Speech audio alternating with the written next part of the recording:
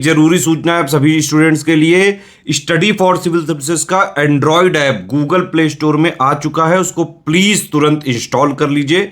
और अगर आप स्टडी फॉर सिविल सर्विसेज के सिर्फ ऐप से कोई भी कोर्स, कोई भी पीडीएफ परचेस करते हैं तो उसमें अप्लाई कूपन, अगर आप ज्ञान सर जो है आप उसमें अप्लाई करते हैं, ये कूपन कोड है, तो उसमें 20% फीस तुरंत माफ हो जाएगी। मतलब 20% डिस्काउंट तुरंत उसमें लग जाएगा।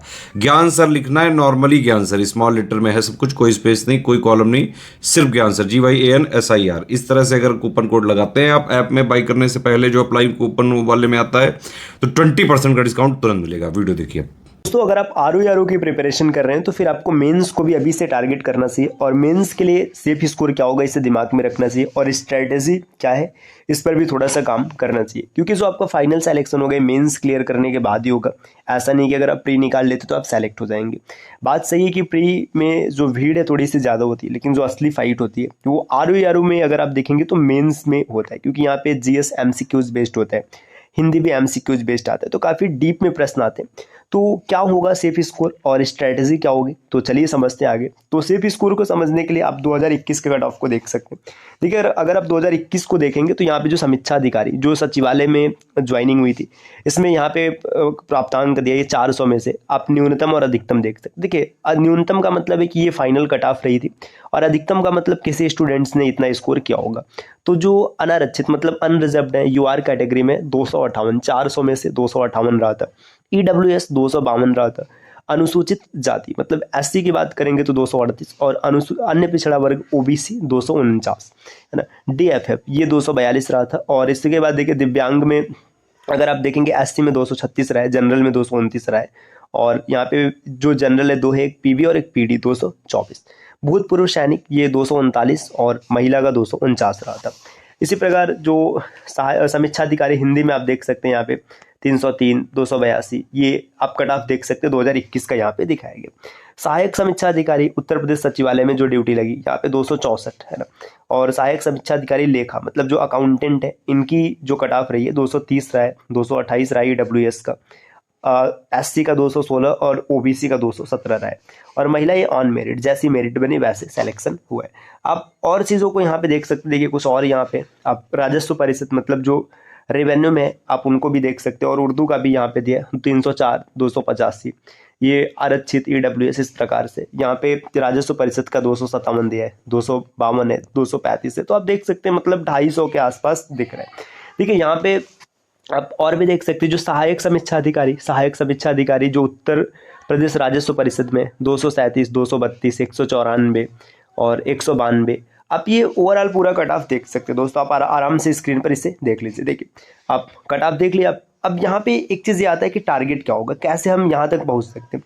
तो सबसे पहले आपको ये समझना पड़ेगा कि पेपर किस प्रकार से होता है। देखिए जो मेंस होता है इसमें GS 120 नंबर का होता है, 120 नंबर का होता है, ये MCQs बेस्ड होता है। हिंदी 60 नंबर का होता है MCQs, ये दोनों MCQs होते हैं। मैं यहाँ पे स्टार लगा दे रहा हूँ, स्टार का मतलब है MCQs यहाँ पे होगा, है ना। इसमें आपको ऑप्शंस मिलेंगे, ऑप्शंस को सेलेक्ट करना होगा। हिंदी में 5 बिंदु होते हैं। इसके बाद ये जो हिंदी दिख रहा है 100 नंबर का, ये रिटेन होता है, आपको यहाँ पे लिखना पड़ेगा। और ये ऐसे जो है 120 नंबर का, ये 40 नंबर के आपको 3 निबंध लिखने पड़ेंगे, 40 × 3। देखिए अब यहाँ पे क्या टारगेट करना चाहिए हमें। अगर GS की बात करेंगे तो 120 में से आपको कम से कम मान के चलेगा 85 से 90 का टारगेट रखना पड़ेगा। अगर आपको ऐसा लग रहा है कि 85 से 90 बहुत टफ है, तो फिर भाई टफ तो है। देखिए RO की अगर बात करेंगे तो RO कहीं PCS से भी ज़्यादा कठिन हो जाता है, क्योंकि इसमें MCQs है, या तो नंबर मिलेंगे या तो पूरा जाएंगे। तो इसके लिए आपको बहुत डीप तगड़ी पढ़ाई करनी पड़ेगी। 85 से 90 आपको टारगेट रखना है। हिंदी की बात करेंगे, हिंदी में 5 बिंदु से प्रश्न आते हैं, तो फिर ये आसान हो जाता है। इसमें 55 प्लस का ही आपको टारगेट रखना है किसी भी हाल में। अब जो ये जो हिंदी रिटन है, इसमें अगर आप देखेंगे तो 100 में से आपको कम से कम 70 का टारगेट रखना है, कि 70 के आसपास हमें स्कोर करना है। और ये जो ऐसे 120 नंबर का, इसमें भी आपको मान के चलेगा 75 to 80 इतने का टारगेट रखना है। तो अब अगर आप इन सबको अगर ऐड करेंगे, जैसे देखिए मान लीजिए 85 यहाँ से रखते, ये 55 रखते, 85 और 55 को अगर आप देखेंगे तो 140 के आसपास आप पहुँच जाएंगे। और ये 70 और यहाँ से 75, 70 और 75 145, अगर आप इसको जोड़ेंगे तो 285 के आसपास आप पहुँच पा रहे हैं। तो अब अगर आपको लग रहा है कि 400 में से 285 स्कोर करना काफ़ी ज़्यादा है, तो फिर आप भाई गलत सोच रहे हैं, है ना। अगर आप सही जगह से लग करके पढ़ाई करेंगे तो आप आराम से 285 का स्कोर कर सकते हैं। अब देखिए, लग कर पढ़ाई करने का तात्पर्य है कि आपको सही जगह, सबसे पहले आपको सही मटेरियल को फॉलो करना है।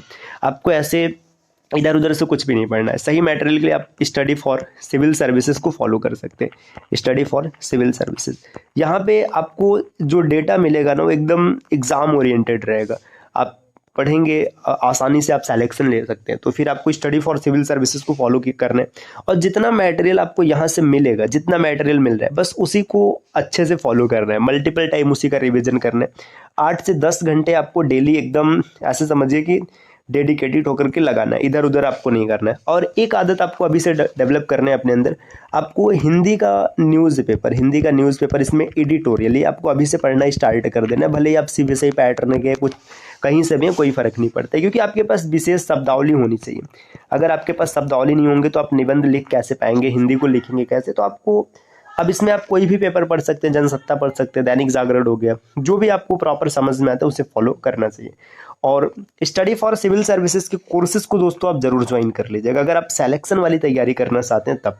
या फिर आप किसी भी प्रकार की हेल्प चाहते हैं तो नीचे स्क्रीन पे दिख रहे किसी भी नंबर पे आप कॉल भी कर सकते हैं, या फिर चाहे तो व्हाट्सअप करके आप अतिरिक्त जानकारी प्राप्त कर सकते हैं। मिलते हैं आपसे नेक्स्ट वीडियो में कुछ नई इन्फॉर्मेशन के साथ, तब तक के लिए नमस्कार।